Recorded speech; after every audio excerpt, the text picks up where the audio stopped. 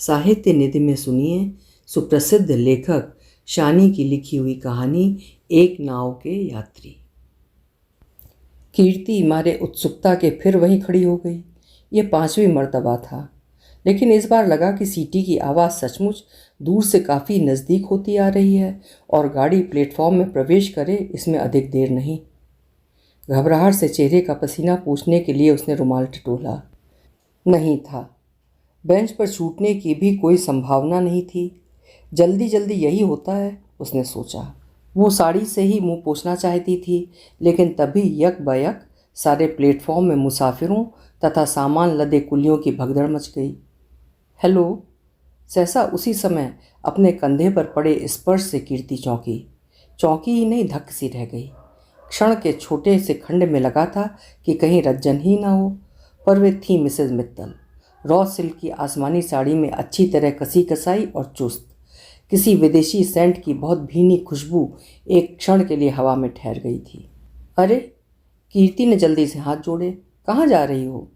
Bhopal, Mrs Mittal ने इतने सहज भाव में कहा जैसे उनका भोपाल आना जाना रोज की बात हो। और तुम? उनकी आंखें बार बार कंपार्टमेंट की ओर बढ़ते अपने कुली की ओर लगी हुई थीं। रज्जन आ रहा है, मिसेज मित्तल के नए रूप वाले प्रभाव से मुक्त होने के लिए कीर्ति एक सांस में कह गई। वैसे पिछले कई घंटे से ये वाक्य उसे भीतर ही भीतर तंग जरूर कर रहा था, लेकिन इस पल मिसेज मित्तल के अतिरिक्त वो और कोई बात नहीं सोच रही थी। बरसों बाद उन्हें इतना सिंगार पटार किए कीर्ति देखे और खुद उनकी जबानी भोपाल जाने की बात सुने तो फिर अविश्वास की कहाँ गुंजाइश रह जाती है।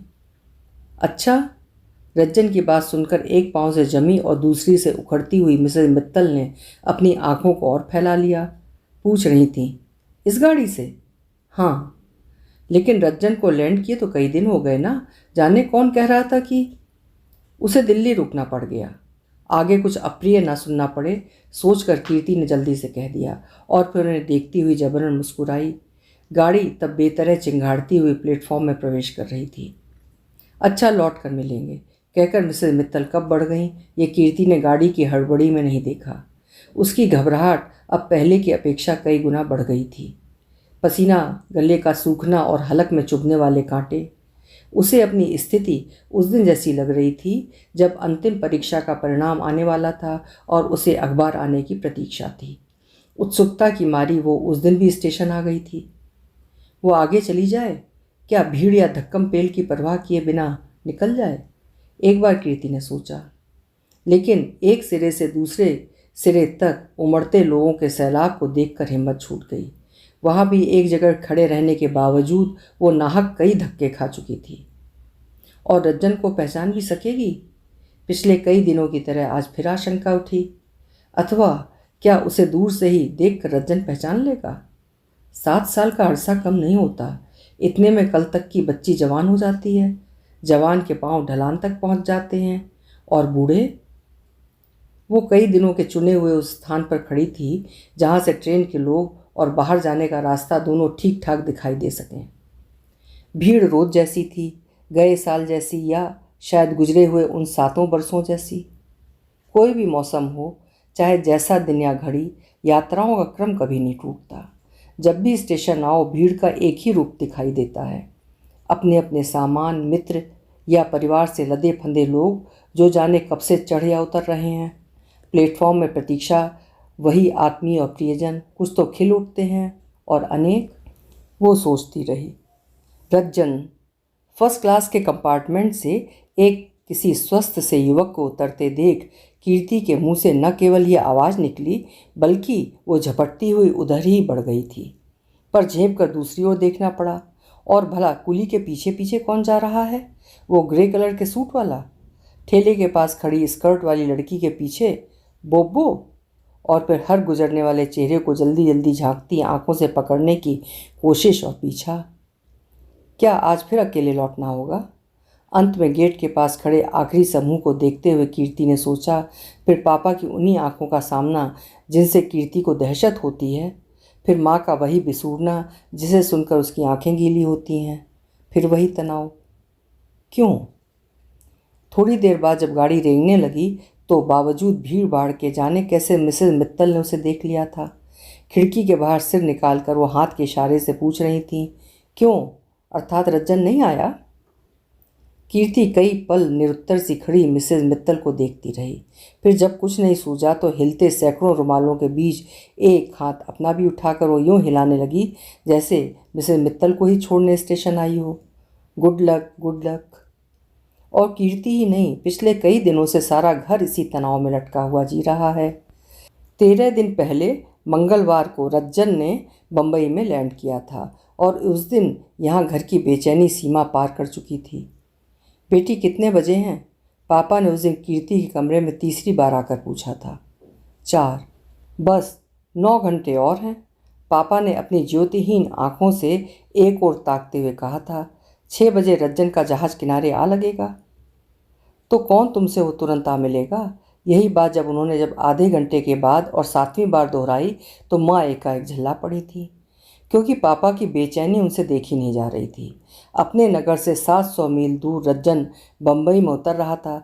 चाहने पर भी उसके लिए इस भौगोलिक दूरी को लांघकर फौरन आ मिलना संभव नहीं था। लेकिन घर में ऐसी व्याकुलता समाई हुई थी मानो 6 बजे की ट्रेन से वो सीधे यहीं पहुंच रहा हो। यूँ रोज़ सुबह सबसे पहले पापा ही उठते थे, लेकिन उस दिन उन्होंने अपने साथ साथ सभी को जल्दी जगा दिया था। पहले माँ, कीर्ति, फिर शोभा और यहाँ तक कि छड़ी टेकते टेकते जाकर आउट हाउस में रहने वाले श्यामलाल को भी उन्होंने सोने नहीं दिया था। आज रज्जन पहुँच रहा है, इस वाक्य से वो दिन शुरू हुआ था और सारा दिन घिसे हुए रिकॉर्ड की तरह छूटने के बाद पति पत्नी के बीच रज्जन की पुरानी स्मृतियाँ दोहराई गई थीं। उसकी कुछ आदतों, विशेषताओं और गुणों आदि के चर्चे हुए थे और रात कीर्ति को बड़ी देर तक पापा के जागने की आहट मिलती रही थी।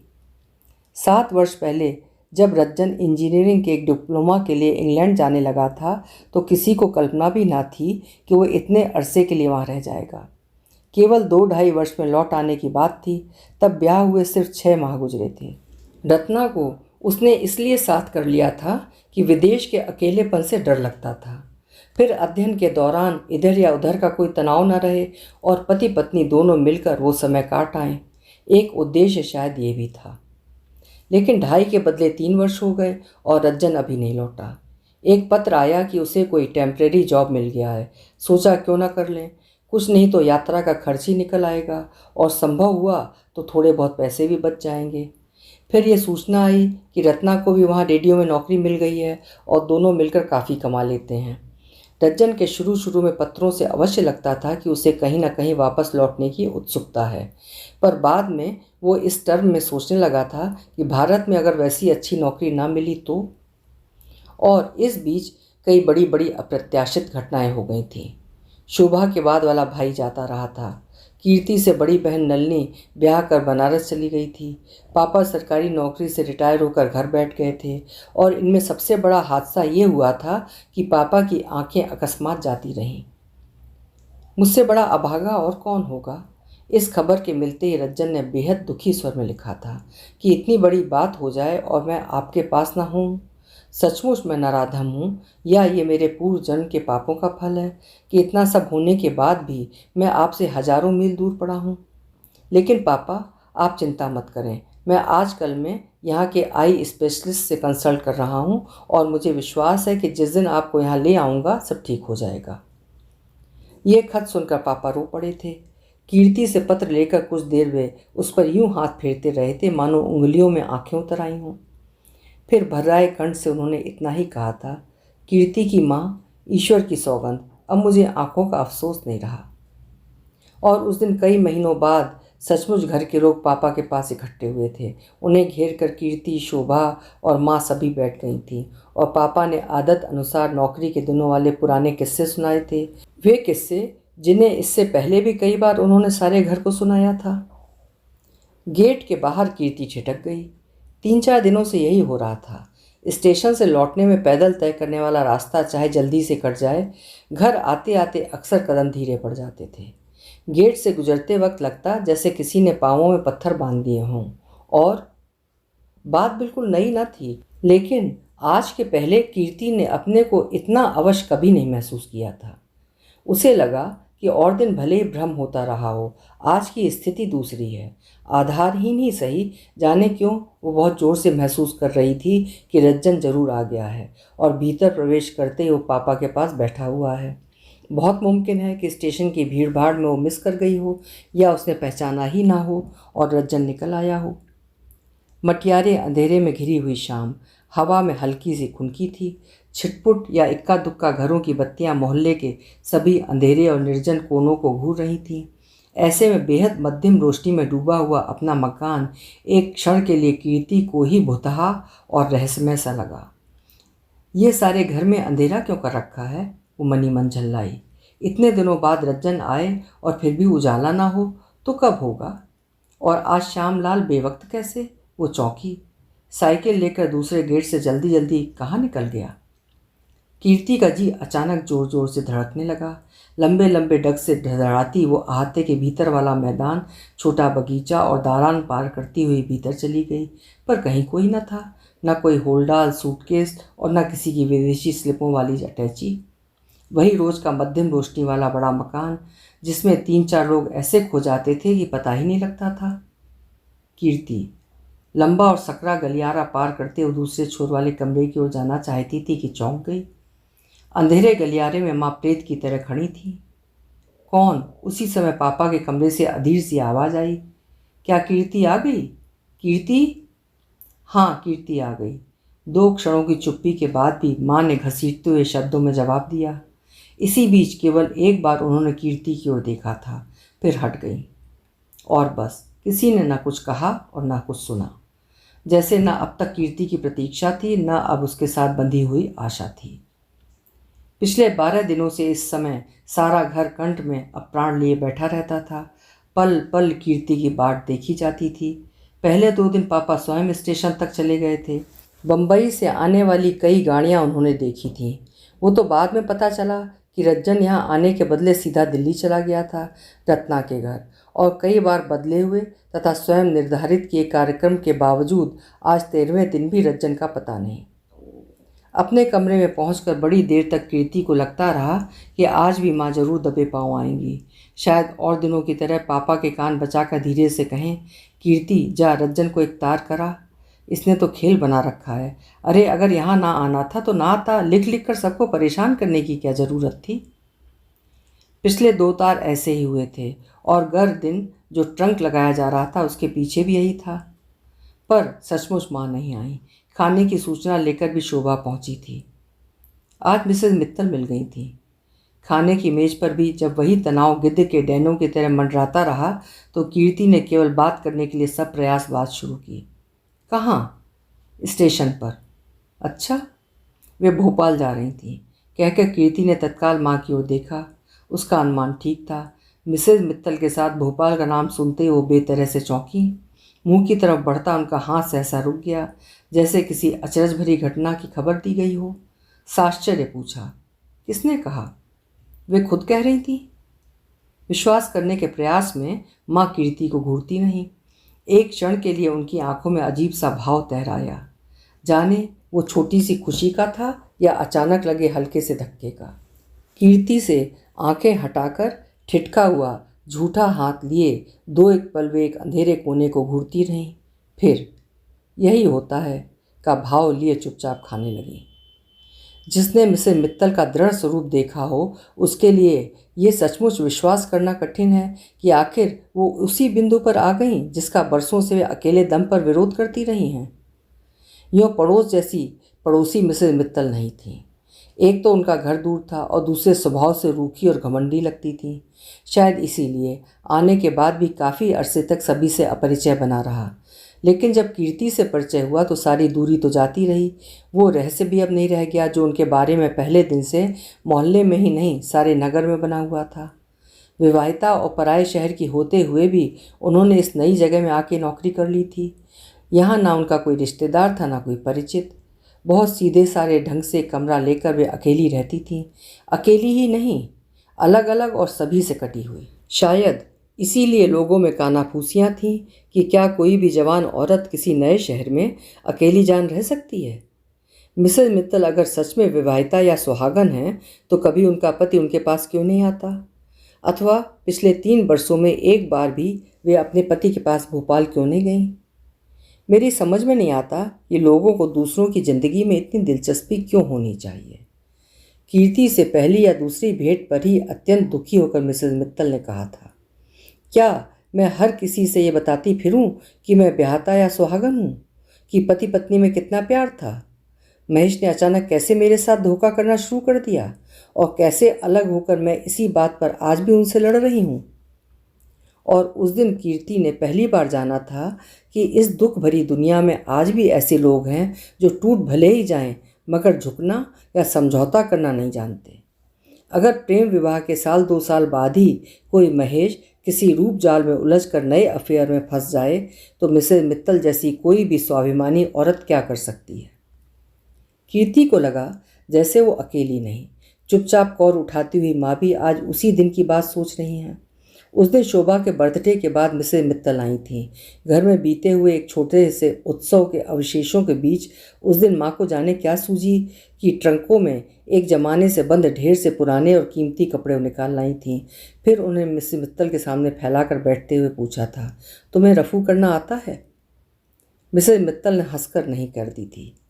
ये कपड़े मेरी शादी के हैं, माँ बोली थी, कुछ शायद उससे भी पहले के। रखे रखे फटते देख के जी दुखता है। तो जानती हो क्या करती हूँ? रफू करके फिर सहेज देती हूँ। मेरी तो पहनने की उम्र नहीं रही। कीर्ति नलनी से पहनने को कहती हूँ तो ये लोग हंसते हैं। मिसेस मित्तल एक एक साड़ी का पल्ला लेकर उन पर किया हुआ सोने चांदी का काम देखने लगी थी। तुम भोपाल कब जा रही हो? और बीच में बिल्कुल अचानक बिना किसी प्रसंग के माँ ने पूछ लिया तो कीर्ति ने स्पष्ट देखा कि मिसेस मित्तल का चेहरा एकदम उतर गया है। अपने को जैसे तैसे संभाल कर उन्होंने सूखे होठों से जवाब दिया था, अभी तो ऐसी कोई बात नहीं। क्यों? क्यों क्या? माँ बोली थी, दुनिया में ये सब तो चलता रहता है, तुम अकेली कहाँ तक लड़ोगी? किसी चीज़ से अगर सचमुच प्यार हो या वो कीमती हो तो टूट फूट जाने पर भी उसका मोह नहीं जाता। मुझे देखो। और फिर पुराने कपड़ों वाले उदाहरण के अतिरिक्त उनकी ढेरों दुनियादारी की बातें, जिनमें से हर एक का इशारा बस एक ओर ही जाता था। यहाँ तक कि अंत में मिसेस मित्तल घबराकर किसी बहाने से कीर्ति के कमरे में उठाई थीं। एकांत में कीर्ति के सामने उन्होंने आंसू पोंछे थे। क्रोध और अपमान से तमतमाया चेहरा लिए वे बड़ी देर तक चुप रही थीं। और जब माँ के ही स्वर में कीर्ति ने तसल्लियाँ देनी चाही थीं तो आवेश में आकर उन्होंने अपने जूड़े में घुसा फूल निकाल लिया था। कुछ देर वे उसकी पंखुड़ियों को सहलाती रही थीं, मानो कोई गहरा सा जवाब देने से पहले अपने शब्दों को तौल रही हूँ। अंत में उसकी एक पंखुड़ी को नाखून से चीर कर भरे गले से पूछा, इसे रफू कर सकती हो? और कीर्ति को हाथ खींचते हुए देखकर माँ ने सहसा टोक दिया, तूने तो कुछ खाया ही नहीं, सोने से पहले बत्ती बुझा देना। जाती हुई कीर्ति को माँ ने रोज की ही तरह हिदायत दी। नाहक मुझे परेशान होना पड़ता है। और शोभा अगर जिद करे तो अपने पास ही सुला लेना। अच्छा? दज्जन के बारे में कोई बात नहीं की, एक भी शब्द नहीं। रात कई बार कीर्ति को भ्रम होता रहा कि माँ उसके कमरे में आई है। वो कई बार अचकचा कर उठी, लेकिन रात के सन्नाटे में पाया कि कमरे से खांसने और बार बार बेचैन करवटें बदलने के अतिरिक्त और कोई आवाज़ नहीं आ रही थी।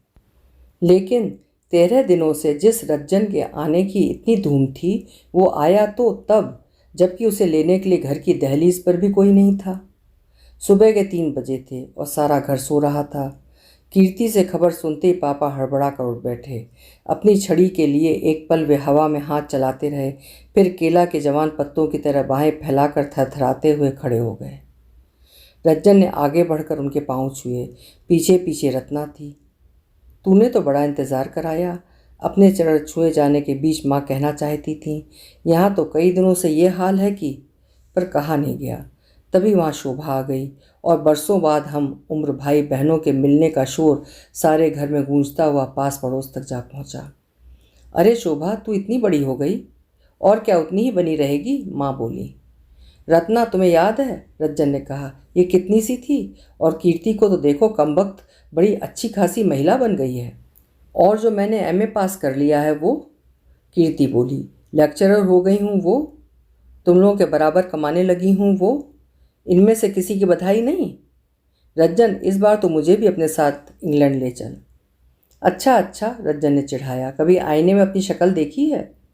और उस धमा चौकड़ी में कीर्ति के अतिरिक्त किसी ने नहीं देखा कि पापा की उठी हुई बाहें कैसे नीचे गिरी। देखो, मैं तुम सबके लिए क्या क्या लेकर आया हूँ। फिर बीच में उठकर रज्जन ने ट्रंक खोला और माँ के मना करने पर तथा ये कहने के बावजूद कि दिन में देख लेंगे, उसने एक एक करके सारी चीज़ें उत्साहपूर्वक फैला दी। पापा के लिए कार्डिगन, शोभा के लिए नए प्रकार के खिलौने और कीर्ति नलिनी के लिए स्वेटर तथा स्कार्फ। रत्ना ये बताती रही कि उन प्रेजेंट्स के एक एक पीस के लिए उन्होंने लंदन की कितनी कितनी दुकानें देखी थीं और कितने अंबार में से पसंद किया था। पापा ज्योति विहीन आंखों से अपने परिवार को घूरते हुए अपरिचितों की तरह सुन रहे थे। अगला दिन कीर्ति के घर ऐसे आया जैसे बरसों पहले कभी आया करता था। सुबह से मिलने बैठने वालों का तांता लग गया। उनमें पापा के मित्र थे, माँ की परिचित महिलाएं थीं, कीर्ति शोभा की सहेलियां थीं और सबसे अधिक संख्या थी रज्जन के दोस्तों की, जिनके साथ उसने बचपन और स्कूल के दिन गुजारे थे। अब तो तुम्हारा साथ ही फिजूल है, दोपहर को दिन रात के संग बैठने वाले शर्मा जी ने कहा तो पापा एकदम चौंके। क्यों? अरे भाई, अब तुम यहाँ हो ही कितने दिन? दूसरे दिन मित्र सक्सेना ने कहा। चंद दिन ही तो हो ना, रज्जन आ गया है, तुम्हें अपने साथ ले जाए बगैर थोड़ी मानेगा। अच्छा वो।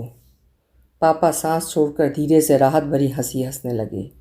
देखो क्या होता है, पीछे तो वो बहुत दिनों से पड़ा है, मैं ही अब तक चुप बैठा रहा। कभी सोचता हूँ कि रज्जन की बात मान लूँ, कभी हिम्मत नहीं होती।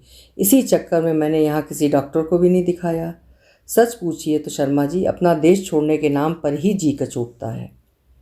तो कौन आपको हमेशा के लिए जाना है? शर्मा जी बोले। आंखें वापस मिल जाए चले आना।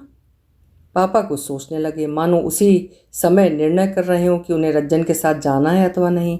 निश्चय ही शर्मा जी, सक्सेना या सभी लोगों को ये लग रहा था कि रज्जन के आने का अर्थ ही उनका जाना है। पत्नी बच्चे ही नहीं, स्वयं उन्होंने ये बात कई लोगों से कह रखी थी। लेकिन आज जिस वास्तविकता का पता शर्मा जी, सक्सेना या बाहर वालों में से किसी को नहीं पता था, उसे याद कर उन्हें अजीब सी व्याकुलता हो रही थी। मन की चिकनी और बेहद विचलन भरी दीवार पर जो सांप की तरह चढ़ और गिर रहा था, वो ये भय था कि रज्जन कहीं अपने पत्र की बात भूल तो नहीं गया। आने के बाद से आंखों के बारे में औपचारिक सी पूछताछ के अलावा और कोई बात नहीं हुई थी। होगी। लड़का है, बरसों बाद आया है, पहले उसे दम मारने की फुर्सत तो मिले। रात को जब माँ ने उनसे खाने के लिए कहा, सैर सपाटे को गए हैं, जाने कब तक आते हैं। आखिर आएंगे तो, पापा बोले। कीर्ति शोभा को भूख लगी हो तो खिला दो। पर जाने क्यों भूख किसी को नहीं थी। पिछली रात की तरह सभी उस रात भी 11 बजे तक रज्जन रत्ना की प्रतीक्षा करते रहे। इस कोशिश में शोभा भूखी ही सो गई और तब भी उठाई नहीं उठी जब वे लौट आए। पार्टियां और पिक्चरें। पहली दोपहर को छोड़कर 3 दिनों में ना कोई रात खाली गई और ना कोई दिन। पार्टियों और पिक्चरों का सिलसिला मुतवतिर चला और रज्जन को लगता रहा कि कुछ देर से घर आकर उसने सचमुच गलती की है। नगर में दोस्त या मिलने जुलने वाले क्या एक दो थे कि उन्हें आसानी से निपटा दिया जाता। यहाँ तो जिसके साथ कोताही करो उसे ही शिकायत हो रही थी। रज्जन जाने की कह रहा था। उस रात कीर्ति ने पापा के कमरे में माँ को कहते हुए सुना। किसके जाने की? पापा ने चौंक कर पूछा। मेरे? नहीं। दूसरी ओर देखकर माँ धीरे से बोली। उसने अपने ही जाने की बात कही थी। कह रहा था उसे जल्दी लौटना है और दिल्ली में भी 1-2 दिन का काम है। बड़ी देर तक पापा ने कुछ नहीं कहा। ये लोग नलिनी के पास बनारस जा रहे थे ना? अब नहीं जा रहे। क्यों? वक्त नहीं है, माँ बोली। मामा के पास जयपुर जाने वाला प्रोग्राम भी सुना है, रद्द कर दिया है। रत्ना कह रही थी कि उनके प्रेजेंट्स भिजवा दें। देखते हो, इतने बरसों बाद आया है और बहन से बिना मिले चला जाना चाहता है। सोचो नलिनी क्या कहेगी। कुछ देर पापा चुप रहे। रज्जन और कुछ कह रहा था। कब? कहकर माँ ने पापा की ओर देखा तो, लेकिन दूसरे क्षण संभल भी गईं। अपने ही प्रश्न को समेटती हुई बोली, अरे उसे मेरे पास बैठने या बात करने की फुर्सत ही कहाँ है। कल ये जरूर पूछ रहा था कि पापा को कोट पसंद आया। और तब चारपाई बजने की आवाज़ से कीर्ति ने अनुमान लगाया कि पापा ने फिर वही बेचैनी वाली करवट बदली है। स्टेशन से बाहर आकर कीर्ति ने मुक्ति की सांस ली। उसे लग रहा था जैसे एक लंबे समय के बाद किसी भयंकर तनाव से छुटकारा मिला हो। अजीब बात ये कि रज्जन और रत्ना को गाड़ी में बैठता देख उसे जरा भी कचोट महसूस नहीं हुई थी। उसे कुछ वैसे ही हल्केपन का एहसास हो रहा था जैसे किसी छोटी हैसियत के आदमी को बड़े मेहमानों को विदा करने पर होता है। चलने से पहले रज्जन और रत्ना दोनों ने अलगाव और बिछोह के औपचारिक शब्द कहे थे, लेकिन कीर्ति से कुछ भी कहते नहीं बना था।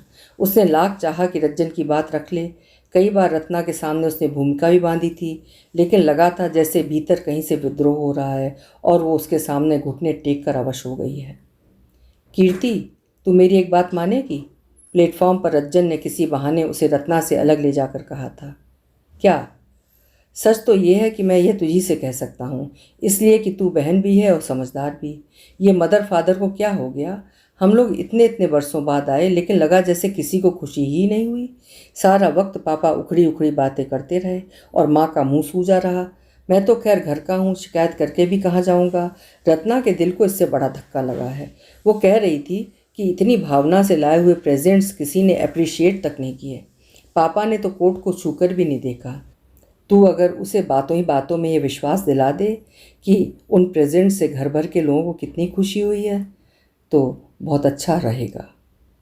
उसे क्या हो गया था, कीर्ति ने सोचा। रज्जन का इतना सा आग्रह रखते उससे क्यों नहीं बना? झूठी सही, क्या वो रत्ना से कह नहीं सकती थी कि? और भला क्या तुमसे कह गई थी? अचानक उसके कंधे पर हाथ रखकर रमासेन पूछ रही थी। कीर्ति सहम गई। उसे खींच सी हुई कि जो रमासेन स्टेशन पर से उसके साथ साथ टैक्सी में चली आ रही थी, उनकी उपस्थिति इतनी देर से वो कैसे बुला बैठी थी और क्या क्या कह गई थी। कौन? हाँ, मिसेस मित्तल। स्टेशन पर मिलने के बाद से वे लोग उन्हीं के बारे में बात करती आ रही थीं, चाहे अनचाहे जगह बेजगह मिसेस मित्तल का ही प्रसंग। मुझसे तो कहा था कि 2-4 रोज़ में आ जाएंगी। उन्होंने सभी से यही कहा था, रमासेन बोली। मुझसे भी, लेकिन मैं तब भी जानती थी कि वे लौट कर नहीं आएंगी और इसी तरह एक दिन उनका इस्तीफ़ा आ जाएगा। असल में कीर्ति, जहाँ तक मैं जानती हूँ, अपने किसी प्रियजन से प्रेम करना जितना आसान है, चोट लगने के बाद भी उससे घृणा करके रह सकना उतना ही मुश्किल। जिस दिन मैंने मिसेस मित्तल जैसी पढ़ी लिखी महिला को चूड़ियों वाले एक छोटे से अपशकुन से घबराते देखा था, उसी दिन मैं समझ गई थी कि उनके सारे बंधन टूट गए हैं। घर के लिए और कितना रास्ता बाकी है? उबी हुई कीर्ति ने खिड़की से बाहर सिर निकाल कर देखा। उसे कम से कम उस समय मिसेस मित्तल वाली चर्चा में जरा भी रुचि नहीं रह गई थी और रमासेन की बातें बेतरह थका रही थीं। फिर वही अपने ही घर में प्रवेश करने का भय। गेट में से गुजरते हुए आज कीर्ति के पांव ठिठके नहीं, लेकिन कहीं अचेतन मन में बैठे हुए भय ने अपना सिर उठा लिया था। वही मटियाले अंधेरे से घिरी हुई शाम, छिटपुट या इक्का दुक्का घरों की बत्तियां, मोहल्ले के सूने तथा निर्जन कोने और बेहद मध्यम रोशनी में डूबा हुआ मकान। बरामदे में चोरों की तरह प्रवेश करते हुए कीर्ति को याद आया कि आज घर में शोभा भी नहीं है। रज्जन रत्ना से मिलने आई मासी के साथ ही वो चली गई थी। घर और उजाड़ हो गया। वो जानती थी कि घर की क्या तस्वीर होगी। जो पापा रज्जन को छोड़ने के लिए दहलीज तक भी नहीं आए थे, उनसे चारपाई छोड़ उठने की उम्मीद करना फिजूल की बात थी। और माँ किसी अंधेरे कोने में चटाई डाले पड़ी होंगी। कीर्ति थक गई थी। अच्छा हुआ कि आज शोभा भी नहीं थी। वो चाहती थी कि माँ या पापा किसी का भी सामना किए बगैर सीधे अपने कमरे में भागे और बिस्तर पर टूट पड़े। उसने अंधेरा गलियारा भी पार कर लिया था, लेकिन पापा के कमरे से फूटने वाली रोशनी ने उसे सहसा चौंका दिया। गुजरते गुजरते भी वो पापा के कमरे के पास ठहर गई। कौन? उसी समय भीतर से पापा की आवाज़ आई। कीर्ति भयभीत शेर की तरह दीवार से सटकर खड़ी हो गई। कोई नहीं है। एक क्षण बाद इधर की आहट लेकर माँ ने आश्वस्त होते हुए कहा। अच्छा, मुझे लगा जैसे कीर्ति आ गई। सुनकर कीर्ति से बिल्कुल रहा नहीं गया। कोई पाप होता है तो हुआ करे, सोचकर चलते चलते ही सही उसने कमरे में झांक कर देखा तो कई क्षण आश्चर्यचकित सी देखती रह गई। पापा ने वही कोट पहन रखा था जिसे रज्जन के होते हुए उन्होंने छुआ तक नहीं था। सामने कार्डिगन पहने माँ खड़ी थीं और उन्हें कंधों से पकड़े कार्डिगन के एक एक हिस्से को उंगलियों से टटोलते हुए पापा पूछ रहे थे, इसका रंग कैसा है? नीला? अभी आप सुन रहे थे लेखक गुलशेर खान शानी जी की लिखी हुई कहानी एक नाव के यात्री।